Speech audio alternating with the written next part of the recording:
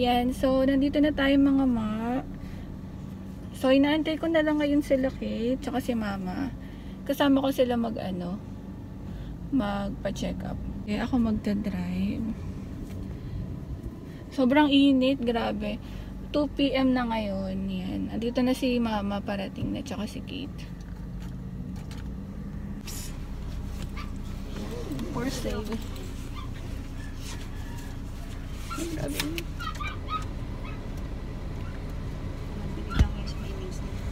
Hi, Kate. Kate. Hi.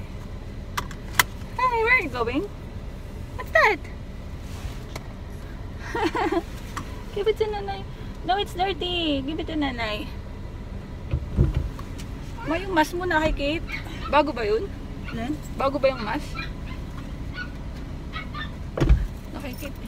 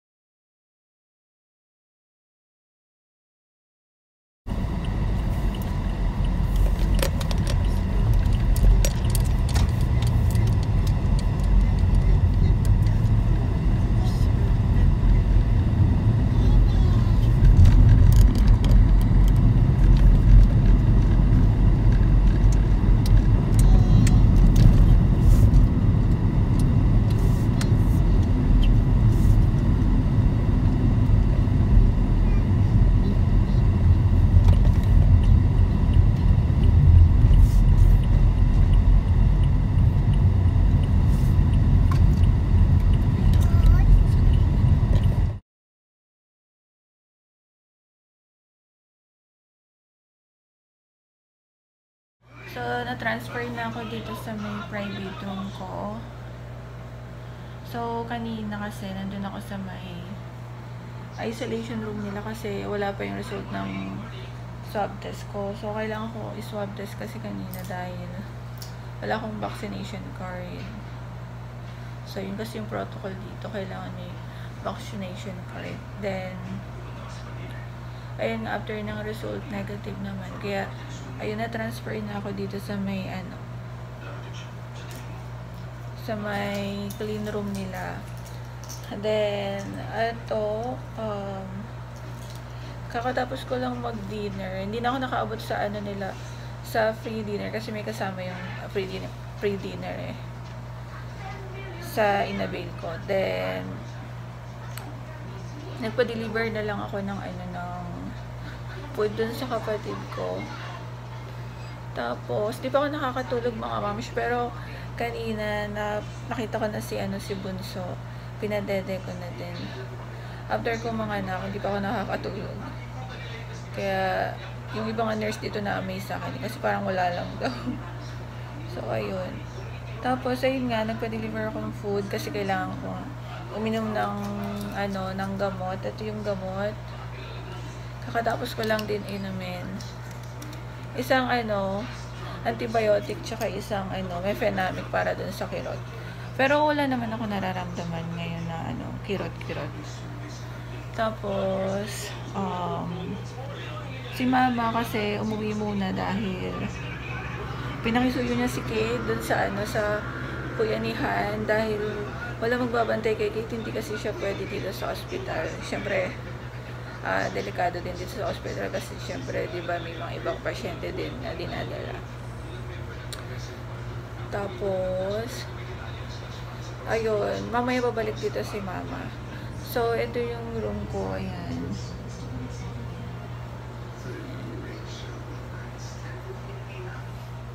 May mini sofa, TV.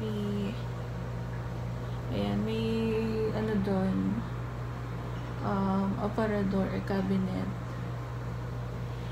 Yan, so, katulad din kay Kate before, ganito rin yung room ko dati. So, dito rin ako nanganak nun kay Kate before. Tsaka, yun din yung doctor ko, yung sa OB ko kasi, siya na talaga, ever since. Mamaya dadalhin ulit dito si Bunso kasi papadedeen ko na siya. Tapos, pwede naman ako ma-discharge bukas, pero antayin ko na lang mag 24 hours para ma-avail ko yung sa may PhilHealth kasi may discount kasi yun eh. So, ayun, mga moms. So, thank you kay Lord kasi, hindi ako pinahirapan ni Bunso. Abilis ko lang kasi kanina galing ako nung tanghali dito. Ay, hapon pala yun, mga 2 PM ba yun? Pa-check up lang ako kasi nga, ng 6 AM kasi may lumabas na white discharge. Ay, nag-worry ako baka kasi sabi ko, baka naglilik yung panubigan ko. Ang ginawa ko, nagpa-check up ako kaninang 2 PM. Tapos, pagka-check up sa akin, na ako doon, nag 1 cm na ako noon kasi close pa yun ng last week. Pero ngayon kasi 38 weeks na ako. 38 weeks and 4 days.